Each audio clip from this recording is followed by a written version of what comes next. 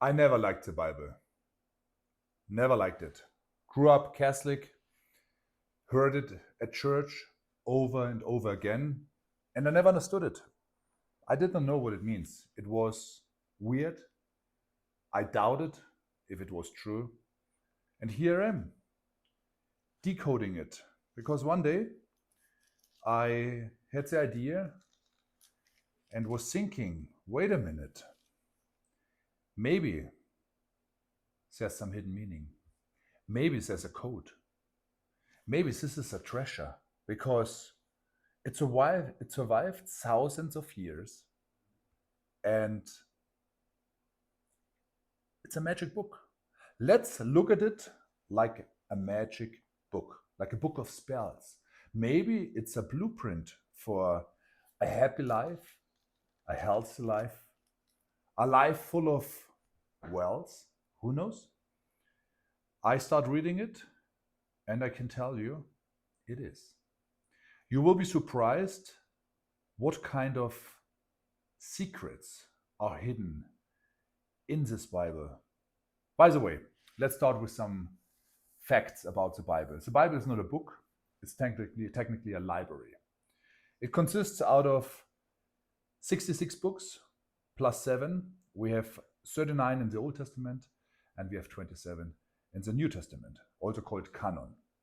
The language is most likely Hebrew in the Old Testament, some Aramaic, and in the New Testament, Greek. The first book, this is what I'm currently working on, and it's really work, it's Genesis. Genesis, as the name says, is called in the beginning. The beginning. Why? Because back in the days they didn't have names. They just named a book based on the first words, and the first words of Genesis are in the beginning. And Genesis comes from the Greek origin and means the beginning. Written, the church says, by Moses, that's wrong. Forget about that. We will find a lot of mistakes that are completely mistranslated from the church. It's not written by Moses. It had countless of authors. It started, I would say, 2000 before Christ with the oral tradition. And the editing started around 1500 before Christ. And the final form was 500 before Christ. You have to look at Genesis at a 4-layer concept. The first layer were the oral traditions around 2000 before Christ.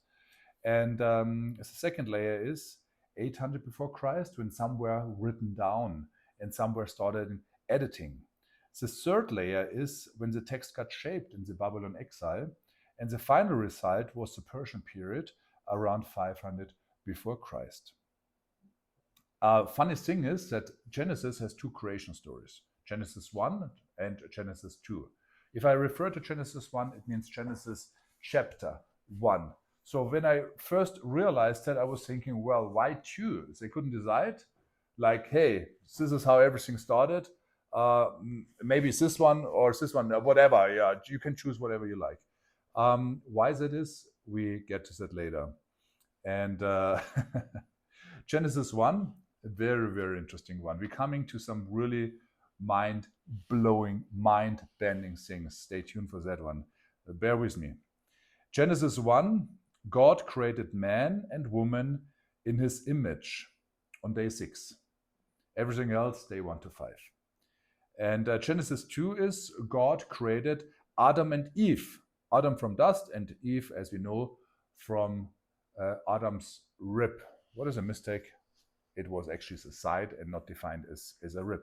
So you see, Genesis 1 is very in general, and Genesis 2 starts with persons that were given a name and given a face. So you have to look at it. Genesis is not historical. It's identity coding. It's not science. It's a secret message. You will see. Order over chaos, light over darkness. In Genesis 1, God is the creator. And Genesis 2, God designs the human operating system. That is the way how you can look at it. Let us make man in our image was written. And in the Near East, the wording in our image or in God's image, what is the meaning of it, was only reserved for kings. Means if it's written as said that the humans are created in God's image, means humans should be created as kings and queens in their kingdom. Also the wording, let us make. Who is there? How many gods are there? I was thinking there's only one. No, it's a pluralis majestis, where kings were speaking as, we agree upon you. That means the pluralis majestis speaks also for a heavenly court. He had people working for him. And this is all picturesque. It's all a meaning. And this is how you should structure your life. You should build your own kingdom. That's the meaning about it. You should build your own kingdom. And you should live like a king and a queen in God's way, not like a tyrant, in a good way. And God portrays himself as the ruler with attendants and angels.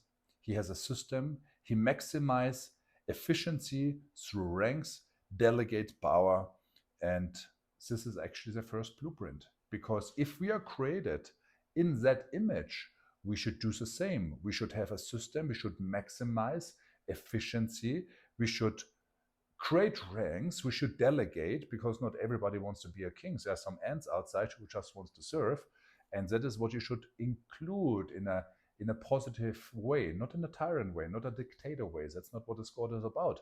In his image was in a loving way, in a leadership that is leading by love and mercifulness, if this is the right word.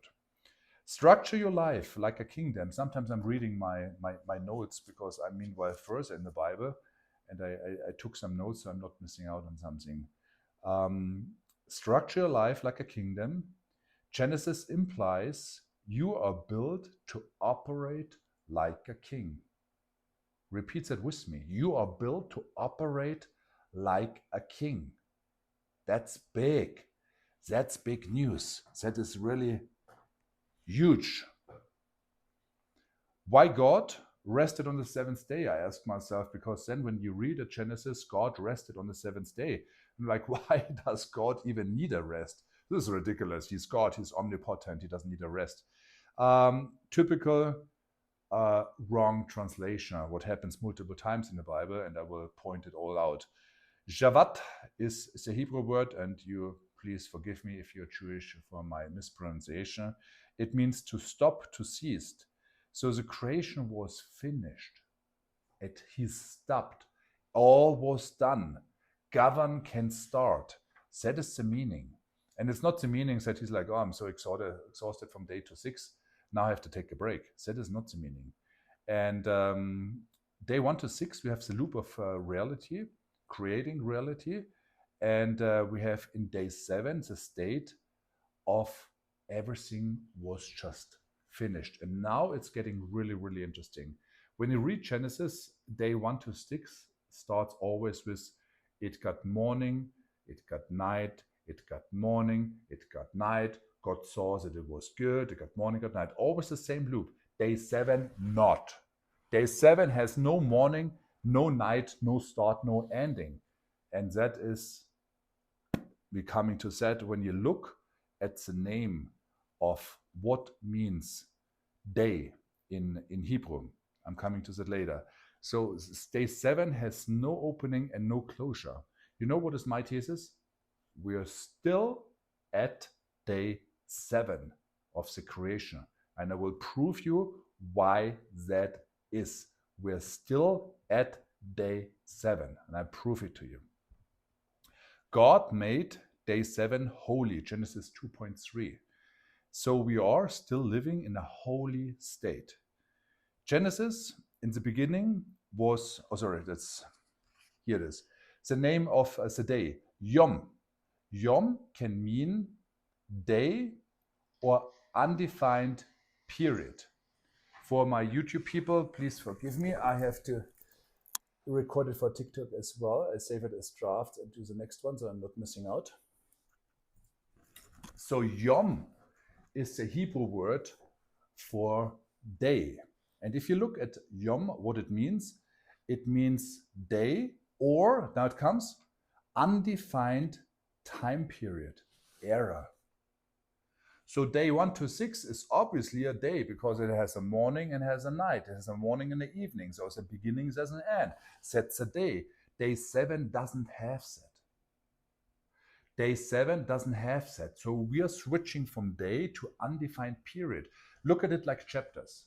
There was chapter 1, he created set. Chapter 2, he created set. Chapter 3, he created set. Chapter 6, everything is finished at the end of chapter 6. We're entering the chapter 7 and we are still in chapter 7.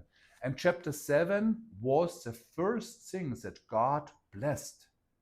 He blessed day 7 and made it holy. Not a location, not a place, no, a time period.